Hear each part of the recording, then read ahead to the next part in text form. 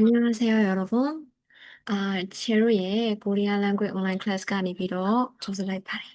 အဲ့တော့제가ဒီဗီဒီယိုမှာဘာကိုပြောပြပေးမှာလဲဆိုရင်제로ကျောင်းသားတွေအတွက်ပေါ့နော်ကိုရီးယားစာမှာခက်တယ်လို့ခံစားရတဲ့ grammar လေးတွေအကြောင်းကို grammar လေးတွေကိုပြောပြပေးမယ်ပေါ့နော်အဲ့တော့ဒီထဲမှာတော့ဒီဗီဒီယိုထဲမှာတော့제로သင်ရမယ့် grammar ကကိုဆိုတဲ့ grammar လေးကိုသင်ရမှာပါအဲ့တော့ grammar ကိုမသင်ခင်မှာပေါ့နော်ပေါ့နော်အတန်းမှာဆိုရင်ဒီ level တန်းတက်နေတဲ့ကလေးတွေပြီးတော့တခုက grammar နဲ့ကိုတက်ကြတဲ့ကလေးတွေမှားကြတဲ့အမားလေးရှိတယ် grammar နဲ့ပတ်သက်ပြီးတော့ပေါ့နော်လောတော့ကုန်းတို့လည်းအဲ့လို grammar အမားလေးတွေဖြစ်ဘူးလားဖြစ်ဘူးတယ်ဆိုရင်ဒီချာလေးလိုက်နာထောင်ပြီးတော့ပြင်သွားပါနော်အဲ့တော့ကျတို့ grammar တွေလေ့လာတဲ့အခါတော်တော်များများတချို့ကလေးတွေကကျတော့ grammar တွေကိုရတယ်သူတို့ကဘယ်လိုမှတ်လဲဆိုရင် textbook နဲ့သင်တယ်ဆိုရင် textbook ထဲက grammar ကိုစာလိုမှတ်ကြတယ်စာလိုမှတ်တဲ့ခါကျတော့သူတို့ကအဲ့ grammar လေ့လာနေတော့ရတယ်လေ့ကျင့်ခန်းတွေလည်းရတယ်ဒါပေမဲ့အဲ့ grammar တွေဆိုတာကျတော့စကားပြောတွေမှာလည်းပြန်သုံးလို့ရတယ်ဆိုတာကိုသိထားမယ်ချို့ကလေးတွေကကြတော့ textbook ထဲက grammar တွေသူတို့ grammar တွေ40-50လောက်သင်လိုက်ရတယ်အဲ့ grammar တွေအကုန်လုံးလည်းသူတို့ရတယ်ဒီ grammar ကိုမြင်လိုက်ရင်ဘယ်နေရာမှာသုံးတယ်ဘယ်အချိန်မှာသုံးတယ်ဒါတွေကိုသူတို့သိတယ်ဒါပေမဲ့စကားပြောတဲ့အခါစကားပြောတွေမှာကျတော့ဘယ်အချိန်မှာဘယ် grammar ကိုထည့်ပြီးပြောရမယ်ဘယ်အချိန်မှာဘယ် grammar လေးနဲ့သုံးလို့ရတယ်ဆိုတာကိုမသိဘူးဘာလို့မသိကြလဲဆိုတော့စာလိုတွေမှတ်ကြလို့ပေါ့နော်ဥမာစာလိုမှတ်တဲ့ခါကျတော့ကိုကတကယ်လက်တွေ့မှာသုံးမယ်ဆိုရင်ကျတို့ဘယ်တော့မှမြန်မာစကားမှာလေစာလိုဘယ်တော့မှမပြောဘူးပေါ့နော်ဒီတိုင်းနဲ့စကားပြောမှာဆို verb မလို့ verb ဖို့ပြီးရင်နောက်တစ်ခုကကျတော့ဘာမလို့စဉ်းစားနေတာနောက်တစ်ခုပေါ့နော်ဘတ်ဖို့အတွက်ဗတ်မယ်ဆိုရင်တော့ဒီလိုမျိုးပုံစံဒါတွေကလည်းခြေတို့ grammar တွေပဲခြေတို့အခုပြောနေတဲ့မြန်မာစကားမှာရှိနေတဲ့စကားလုံးတိုင်းအခုခြေတို့ပြောနေတဲ့စကားဒီတိုင်းမှာခြေတို့ grammar တွေသုံးထားတယ်ဒါပေမဲ့ခြေတို့အဲ့ grammar မြန်မာတရားပေါ့နော်ခြေတို့ grammar လို့ပြောတဲ့ကြောင့်မြန်မာတရားတွေကိုခြေတို့ဒီစကားပြောတွေမှာထည့်သုံးထားတယ်အဲ့တော့ကိုကတော့ဒါကခြေတို့မိခင်ဘာသာစကားဖြစ်တဲ့အတွက်ကြောင့်မလို့အရန်ကြီးတော့ပေါ့နော်မခက်ခဲဘူးဆိုပေမဲ့ခြေတို့ကိုရီးယားဘာသာစကားနဲ့တော့အတူတူပဲပေါ့နော်မြန်မာဘာသာနဲ့ကိုရီးယားဘာသာစကားနဲ့အတူတူပဲဆိုတော့ချက်ပြောချင်တာအဲ့တော့ကိုရီးယားဘာသာစကားမှာခြေတို့သုံးတဲ့ grammar တွေကိုပဲခြေတို့ကိုရီးယား grammar မှာလည်းသုံးတယ်အဲ့တော့ကိုကမြန်မာစကားပြောမှာသုံးလေသုံးထားရှိတဲ့ပုံစံမျိုးနဲ့ခြေတို့ကိုရီးယားဒီ grammar တွေလေ့လာတဲ့ခါကျရင်ပို့ပြီးတော့တွဲပြီးတော့မှတ်မယ်ဆိုရင်ကိုတော့ပို့ပြီးတော့မှတ်မိနေတယ်ပြီးရင်စကားပြောတဲ့အခါစကားပြောတွေဘာတွေမှာဆိုဥပမာချို့တွေကစကားပြောမရအောင်ဘာညာပြောကြတယ်အဲ့တော့အဲ့ဒါခြေတို့စကားပြော grammar တွေပေါ့နော်ကိုကလေ့လာထားပြီးတော့ပြန်မနှွေးပြစ်တာဒါမှမဟုတ်လက်တွေ့အသုံးမချပြစ်တာကြောင့်မလို့ပေါ့နော်အဲ့လိုမျိုးစကားပြောမှာအားနေတာအဲ့လိုလေခြေကတော့ထင်မိရပေါ့နော်ဒါကြောင့်မလို့ခြေကတော့ဒီခြေတင်တဲ့ပုံစံအတိုင်းပဲခြေတင်မိမယ်ပေါ့နော်ခြေတင်တဲ့ပုံစံကတော့ grammar တွေကိုစာလို့မမှတ်ပါဘူး grammar တွေကိုခြေတို့ကစကားပြောမှာဘယ်လိုမျိုးလက်တွေ့သုံးလို့ရတယ်ဆိုတာလေးကိုခြေကပြောပြပေးမယ်ဘယ်အချိန်မှာသုံးတယ်ဘယ်အချိန်တွေမှာသုံးလို့ရတယ်ဆိုတာကိုပြောပေးမယ်ပြီးရင်မြန်မာလိုအဓိပ္ပာယ်ကတော့ခြေတော့စာကြောင်းပုံမူတည်ပြီးတော့ပြောင်းလဲနိုင်တယ်ဆိုတာကိုမှတ်ထားပေးကြမှာနော်ခြေတို့ grammar တစ်ခုကိုဘာသာပြန်တစ်ခုလည်းနဲ့ခြေတို့သွားလို့မရအောင်အဲ့ဒါဆိုရင်ကိုယ့်အတွက်အရန်မှားလိမ့်မယ်နော်ဘာလို့ဆိုခြေတို့ဘာသာပြန်တာကစာကြောင်းပုံမူတည်ပြီးဘာသာပြန်လေးပြောင်းနိုင်တယ်ဟုတ်ပြီအဲ့ဆိုရင်ခြေတို့စကားပြောရလဲနည်းနည်းရှည်သွားပြီဖြစ်တဲ့အတွက်ကြောင့်မလို့ခြေတို့ grammar လေးစပြီးတော့လေ့လာကြည့်အောင်ကဲဟုတ်ပြီအဲ့တော့ grammar စလေ့လာမယ်ဆိုတော့ခေါင်းစဉ်လေးကဒီမှာ verb ပေါ့နော်ခြေတစ်ခုပြောချင်တာကခြေတို့ကိုရီးယားမှာဆိုရင်ကိုရီးယားဘာသာစကားမှာခြေတို့ verb က2မျိုးရှိတယ် action verb ရယ် quality verb ရယ်ဆိုပြီးတော့ရှိတယ်အဲ့တော့အဲ့ verb 2မျိုးကြောင့်အရင်ဆုံးရှင်းပေးမယ်အဲ့တော့ action verb တွေဆိုတာကဘယ်လို verb တွေကိုပြောတာလဲဆိုရင် action verb ဆိုတာအလွယ်လေးမှတ်လိုက်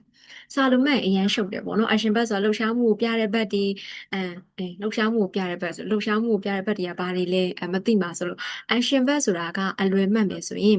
ကျတို့နေ့စဉ်နေ့တိုင်းလှုပ်လေးလှုပ်ထားရှိတဲ့အရာတွေလှုပ်လေးလှုပ်ထားရှိတဲ့ verb တွေကိုပြောတာကျတို့နေ့စဉ်နေ့တိုင်းဘာတွေလှုပ်တော့ညနာတက်တယ်သွားတိုက်တယ်ရေချိုးတယ်ဟုတ်တယ်နော်စာလုပ်တယ်ပြီးရင်နောက်အပြင်သွားတယ်တငယ်ချင်းနဲ့တွေ့တယ်ကော်ဖီတောက်တယ်ပြီးရင်နောက်ခါကျတော့မုန့်စားတယ်ဒါမျိုးပေါ့ဒါတွေကကျတို့နေ့စဉ်ဘဝမှာနေ့စဉ်နေ့တိုင်းလှုပ်လေးလှုပ်ထားရှိတဲ့ fact တွေအဲ့ fact တွေကိုဘယ်လိုခေါ်လဲဆိုရင် action verb လို့ခေါ်တယ်အလွယ်မှတ်ရင်အဲ့လိုမှတ်လို့ရတယ်ရမယ်နော်နောက်တစ်ခုကနောက်ထပ် fact တစ်ခုကတော့ quality fact quality fact ဆိုတာကကျတို့ကမွေးရပါလာတာကိုကလှုပ်ယူလို့မရဘူးသူ့ဘာသူမွေးကလေးကပါလာတဲ့အဲ verb မျိုးပေါ့နော်မွေးကလေးကပါလာတဲ့တဘာဝအတိုင်းဖြစ်နေတဲ့ verb တွေဆိုရင် quality verb လို့ခေါ်တယ်ဥပမာကျတော့အင်္ဂလိပ်စာမှာဘာနဲ့တူလဲဆိုရင် adjective နဲ့တူတယ်မှတ်ထားပါတော့အင်္ဂလိပ်စာမှာဆိုရင်တော့ adjective လို့ခေါ်တယ်ကိုရီးယားမှာဆိုရင်တော့ quality verb လို့ခေါ်တယ် action verb ဆိုတာအင်္ဂလိပ်စာမှာကျတော့ verb နဲ့တူတယ်ပေါ့နော်အဲ့တော့ကျတော့ quality verb တွေဆိုတာကအင်္ဂလိပ်စာ adjective နဲ့အတူတူပဲ အဲ့တော့ quality verb ဆိုတာကျတော့ဒီကိုယ်တိုင်လုပ်လို့ရတဲ့အရာတွေမဟုတ်ဘူးတဘာဝအတိုင်းဖြစ်လာတဲ့ verb တွေဒါမှမဟုတ်ရင်လည်းမွေးရပါလူဆိုရင်လူတို့တက်ရှိတွေမှာဆိုရင်တော့မွေးရပါလာတဲ့အရေးချင်းလို့ကျတော့ပြောလို့ရတယ်ဥမာလှတယ်ပေါ့နော်လှတယ်တို့မြင့်တယ်တို့ရှည်တယ်တို့ပုတယ်တို့ဝတယ်တို့ပိန်တယ်တို့ပြီးရင်ကျယ်ဝန်းတယ်တို့ကျဉ်းမြောင်းတယ်တို့ဒါတွေကကျတို့တွေပေါ့နော်ကိုယ်တိုင်လုပ်ယူထားတာမဟုတ်ဘူးသူ့ဘာသာတဘာဝအတိုင်းဖြစ်နေတာမွေးရပါလာတဲ့ verb မျိုးဆိုရင်တော့ကျတော့ quality verb ဆိုပြီးတော့အလွယ်မှတ်လို့ရတယ်အဲ့တော့စာလေးတွေကိုခြေတို့က grammar တွေလေ့လာတဲ့အခါကျရင်စကားပြောမှာလည်းပြန်သုံးလို့ရအောင်စကားပြောမှာမာနာကီမှာရောစကီမှာရောပြန်သုံးဖို့အဆင်ပြေအောင်လို့ခြေကတော့အလွယ်နည်းနဲ့ပေါ့နော်ဥမာဘယ်ချိန်မှာသုံးနေဘယ်ချိန်ဒီမှာသုံးနေဆိုတာကိုမှတ်ထားပြီးရင်မြန်မာလိုအဓိပ္ပာယ်လေးမှတ်ထားဒီလောက်ဆိုရင်ရပြီအဲ့တော့စာလိုကြီးအရန်ကြီးမှတ်ထားတာလေကိုယ့်အတွက်ကစာလိုလေ့လာရဆိုရင်ကလေးတွေတော့မသိပေါ့နော်ခြေတော့စာလိုလေ့လာရဆိုရင်ကိုယ့်အတွက်ကမမှတ်မိလွယ်ဘူးအဲ့တော့ကိုကပေါက်ကရနီးလန်းနေပြီးနောက်တစ်ခုကကိုမှတ်မိလွယ်မယ်နီးလန်းနေနဲ့မှတ်ပြီးတော့လေ့လာတာကခြေတော့စာလို့ရတာလေ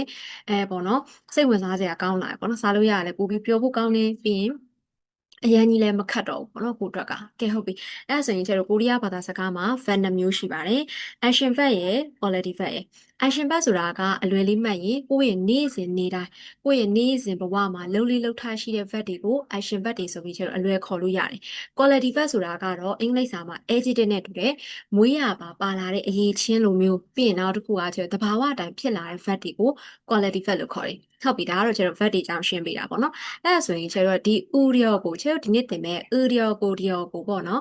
udio ကိုဒီ grammar ကိုသုံးဖို့ဆိုရင်ဘယ် verb နဲ့သုံးပါလဲ action verb နဲ့သုံးပါလား quality verb နဲ့သုံးပါလားအဲ့ဒါဆိုရင်တော့ကျတော့ action verb လေးနဲ့သုံးပြရမယ်ရမယ်နော် action verb လေးနဲ့ udio ကို grammar နဲ့တွဲပါမယ်မြန်မာလိုအဓိပ္ပာယ်လေးချက်ရေးပြီးထားတယ် verb မလို့ဆိုတဲ့ဟာမျိုးပေါ့နော်မြန်မာစကားမှာကျတော့ကြားဦးမှာပါထမင်းစားမလို့အပြင်သွားမလို့အလုပ်လုပ်မလို့စာလုပ်မလို့တငယ်ချင်းနဲ့ဘောနော်စကားပြောမလို့ဒီလိုမျိုးမြန်မာစကားမှာကြားဘူးပဲမလားအဲ့လိုမျိုးကိုကျတော့ကိုရီးယားလိုဘယ်လိုပြောမှာလဲအဲ့တော့ကိုရီးယားလိုကိုကအပြင်သွားမလို့လေတငယ်ချင်းနဲ့သွားတွေ့မလို့အခုရုပ်ရှင်ကြည့်မလို့ဒီလိုမျိုးလေးကျတော့ပြောချင်တယ်ဆိုရင်ကိုရီးယားမှာဘယ်လို grammar သုံးလို့ရလဲဆိုတော့ချက်အခုသင်မယ်ကို grammar ကိုသုံးပြီးတော့ပြောလို့ရပါတယ်ဒါမာနာကီအတွက်ချက်ရည်ညွှန်းပြီးပြောချင်တာနော်ကဲဟုတ်ပြီအဲ့တော့ဘလို့အခြေအနေမှာသုံးလဲဘလို့အချိန်မှာသုံးလဲဆိုတာကိုတစ်ချက်လောက်ကြည့်မယ်အဲ့တော့ဒီ grammar လေးကိုကျွန်တော်သုံးလို့ရတဲ့အခြေအနေတွေကတော့ကိုအနာဂတ်မှာလုပ်ဖို့ရည်ရွယ်ထားတဲ့ဟာတွေပေါ့နော်ကိုအနာဂတ်ဆိုတာကျွန်တော်ပေါ့နော်အနာဂတ်ကနှစ်စာဆန်တယ်ပေါ့နော်အနာဂတ်ဆိုဘယ်လိုဟာမျိုးပြောရလဲဆိုရင်ကျွန်တော်ပေါ့နော်မနေ့ပြန်တပတ်ခါနောက်တစ်ပတ်နောက်လနောက်နှစ်အဲ့လိုမျိုးပေါ့နော်မဖြစ်သေးတဲ့အချိန်ကာလပေါ့နော်အဲ့တော့အနာဂတ်မှာကိုလုပ်ဖို့အတွက်ရည်ရွယ်ထားတာဒါမှမဟုတ်စဉ်းစားထားတာအဲ့ဒါလေးတွေကိုကျွန်တော်ပြောချင်တဲ့အခါမှာဒီ grammar လေးကိုသုံးပြီးတော့ပြောလို့ရပါတယ်တဲ့ကဲဟုတ်ပြီအဲ့ဒါဆိုကျွန်တော်တစ်ချက်လောက်ကြည့်အောင်ကျွန်တော်ဘတ်ချင်းလို့ပြောထားတယ်နော်ဘတ်ချင်းဆိုတာအသက်ကိုပြောချင်တာအဲ့တော့ကျွန်တော်ကအသက်မပါဘူးဆိုရင်တဲ့ဘိုးနေတာမှာအသက်မပါတော့ဒါလေးဖြုတ်လိုက်မယ်လျော်ကိုလေးပါအသက်မပါရင်လျော်ကိုပေါင်းမယ်ဘိုးနေလျော်ကိုပြီးရင်အသက်ပါတယ်ဆိုရင်တော့မုတ်တာမှာအသက်ပါတယ်ပါတော့ဒါကိုဖြုတ်မယ်လျော်ကိုလေးပေါင်းတယ်မော်ဂလျော်ကိုစားမလို့ဆိုပြီးတော့ရမယ်နော်ကဲဟုတ်ပြီအဲဆိုရင်ကျတော့အောက်ကဥပမာစာကြောင်းလေးကိုချက်ရှင်းပေးမယ်တစ်ချက်လောက်ကြည့်အောင်နော်편지를 보내려고 편지ဆိုတာကကျတော့ပေးစာပေါ့နော်လက်ရေးစာကိုပြောချင်တာအဲ့တော့စာကို보내다အသက်မပါတော့လျော်ကိုနဲ့ပေါင်းတယ်보내려고 사ပို့မလို့우체국에 가요 우체국ဆိုတာကစာတိုက်ကိုပြောချင်တာစာပို့မလို့စာတိုက်ကိုသွားတယ်နောက်တစ်ခုက내일 아침에မနက်ဖြန်မနက်မှာ먹으려고စားမလို့우유를 샀어요. အဲ့တော့ဒီမှာချက်ပေါ့နော်လမ်းကြုံလို့ချက်ပြောအောင်မယ်နော်အဲ့တော့ 우유ကနွားတို့ 먹다ဆိုတာစားတယ်အဲ့တော့ကျောင်းသားတွေက textbook ပဲလီလာထားတဲ့ကျောင်းသားတွေဆိုအရင်သိတာဘာလို့လဲဆိုတော့ 먹다ချက်စားတယ်လीစားတယ်ကိုဘာဖြစ်လို့ 우유 နဲ့တွဲတာလဲအဲ့တော့ချက်တော့ textbook ထဲမှာတော့ 먹다 ဒီစားတယ်ချက်တော့အစားအစာတွေနဲ့ပဲတွဲသုံးနေဆိုပေမဲ့တကယ်စကားပြောမှာကြာရင်ချက်တော့ကွာပါတယ်ဘာလို့လဲဆိုတော့ 먹다ကသူကချက်တော့တောက်တီလို့လည်းဘာသာပြန်လို့ရတယ်ပေါ့နော်ဥပမာချက်တော့ coffee 먹어 coffee တောက်တယ်ဒီလိုလဲသုံးလို့ရတယ်အဲ့တော့မာရှိတာနဲ့လည်းကျွန်တော်တောက်လို့ရလို့မော့တာနဲ့လည်းတောက်လို့ရတယ်အဲ့တော့တကယ်လက်တွေ့စကားပြောမှာဆိုရင်ကျွန်တော်မော့တာဒီစားဒီတောက်ဒီနှစ်မျိုးလုံးမှာသုံးလို့ရတယ်ဆေးတောက်တယ်ဆိုရင်လည်းမော့တာနဲ့သုံးလို့ရတယ်ရှာမနော်အဲ့တော့မှတ်ထားမှာ textbook ထဲမှာတော့ကျွန်တော်ကမော့တာကစားဒီတစ်မျိုးလေးပဲသုံးတယ်ဒါပေမဲ့ တကယ်လက်တွေ့အပြင်မှာဆိုရင်တော့ကျတော့ mock တာဒီစားတီလည်းသုံးလို့ရတယ်တောက်တီလည်းသုံးလို့ရတယ်ညာမနော်နှမျိုးလုံးသုံးလို့ရတယ်အဲ့တော့ဒီမှာဆိုရင်မနက်ဖြန်မှာတဲ့တောက်မလို့ပေါ့နော်ဒီမှာ UU နဲ့တွေ့တော့ကျတော့တောက်မလို့ဘာသာပြန်ပေါ့နော်အဲ့တော့မနက်ဖြန်မှာပေါ့နော်တောက်ဖို့အတွက်တောက်မလို့နွားနို့ဝေခဲ့ပါတယ်ဟုတ်ပြီနောက်တစ်ခုက 오는 저녁에ဒီနေ့ညနေမှာ불고기를 만들려고 အဲ့တော့ကျတော့တစ်ချက်လောက်မှတ်ရအောင်အသက်မပါရင်လျော်ကိုလို့သုံးတယ်အသက်ပါရင်으려고လို့သုံးတယ်ဒါဆိုရင်လာသက်အသက်ပါနေတယ်အသက်ပါတာဘာလို့လျော်ကိုနဲ့တွဲတာလဲအဲ့တော့ကျွန်တော်မှတ်ထားမှာကလာသက်ဆိုရင်လည်းကျွန်တော်လျော်ကိုလေးနဲ့တွဲတယ်လို့မှတ်ထားလိုက်နော် 만들려고 ဖတ်ရင်လာသက်တန်လေးထွက်မယ်နော် 만들려고 လာသက်တန်ဆိုရင်လည်းလျော်ကိုနဲ့ပဲတွဲမယ် 만들려고အဲ့တော့ဒီနေ့ညနေမှာတဲ့ 불고기 အသားကင်လုံးမလို့ဒီမှာဆိုရင် 쇠고기를အဲ့မှာ제가ဒါဆွဲလို့လည်းထွက်လို့ရတယ်လို့ဆိုလို့လည်းထွက်လို့ရတယ် 소고기를 샀어요 အဲ့တော့အမဲသား ဝယ်ခဲ့ပါတယ်တဲ့ကဲဟုတ်ပြီအဲ့ဒါဆိုရင်제가ဒီဟာလေးကတော့ဥပမာစာကြောင်းလေးပေါ့နော်အဲ့တော့제가မှတ်ထားမှာခုနပြောတဲ့အတိုင်းပဲ으려고ကမြန်မာလိုအဓိပ္ပာယ် verb ဘယ်လို့အခြေအနေမှာသုံးလို့ရလဲဆိုရင်ကိုယ်အနာဂတ်မှာလုပ်ဖို့ရည်ရွယ်ထားတာတွေဒါမှမဟုတ်စဉ်းစားထားတာပေါ့အနာဂတ်မှာလုပ်ဖို့အတွက်စဉ်းစားထားတာတွေဒါတွေကိုပြောတဲ့အခါမှာကျွန်တော်သုံးလို့ရပါတယ်အသက်ပါရင် အသက်မပါရင်လျော်ကိုလာသက်ဆိုရင်လည်းလျော်ကိုလေးနဲ့တွဲတယ်လို့ပဲမှတ်ထားလိုက်ရမယ်နော်ဘယ် verb နဲ့တွဲလဲဆိုရင် action verb လေးနဲ့တွဲပေးရတယ်ကဲဟုတ်ပြီအဲ့ဆိုရင်ကျွန်တော်ဒီမှာနောက်ထပ်တစ်ခုကြည့်အောင်ဒါလေးက तू ကဘာကိုပြောချင်တာလဲဆိုတော့လေကျဲဟုတ်ပေါ့နော်တကယ်လက်တွေ့စကားပြောမှာဆိုရင်ပေါ့နော်တခုခုကိုကျဲတို့ကစာဆန်ကြီးပေါ့နော်ဥပမာဆိုရင်ကျဲတို့왜 한국어를 공부해요ဘာလို့ကိုရီးယားစာကိုလေ့လာတာလဲဒါဆိုရင်ကျဲတို့ကဒီမှာဒါကတော့ 쓰기နေရာမှာဆိုရင်အပြည့်အစုံရေးရပေါ့နော်한국 친구들과 코리아 땡예진이네 코리아 루မျိုး땡예진이네 이야기하려고စကားပြောမလို့ 공부해요 လေ့လာတာပါဆိုပြီးကျတော့ 공부해요 ထပ်ထည့်တယ်ဒါတော့ 쓰기မှာဆိုရင်တော့အပြည့်အစုံရေးရမယ်ပေါ့နော်ဒါပေမဲ့ sorry ပါဒါပေမဲ့ကျတို့ကအကယ်၍မာရာဂီပေါ့နော်စကားပြောမှာကိုကသုံးမယ်ဆိုရင်တော့ကျတော့အဲ့လောက်ဒီထိပေါ့နော်အကုန်လုံးအရှိရေးစရာမလိုဘာလို့ဆိုကိုရီးယားလူမျိုးတွေကဘယ်တော့မှကျတော့အရှိမပြောဘူးပေါ့နော်စကားပြောရဲဆိုကျတော့အတူချုံလို့ရသမျှအောင်ချုံကြတယ်အဲ့တော့ကျတို့ကလည်းဒီဟာကိုသုံးလို့မယ်ဆိုရင်ဥ려 고요အဲ့တော့ယဉ်ကျေးကျင်တယ်ဆိုရင်တော့ယူလေးထည့်လိုက်ပေါ့နော်တကယ်ချင်းနဲ့ပြောရဲဆိုရင်တော့ယူဖြုတ်လို့ရတယ်အဲ့တော့ 한국 친구들과 이야기하려고요နော်အဲ့တော့ 공부해요 ဖြုတ်ပြီးပြောလို့ရတယ်말하기만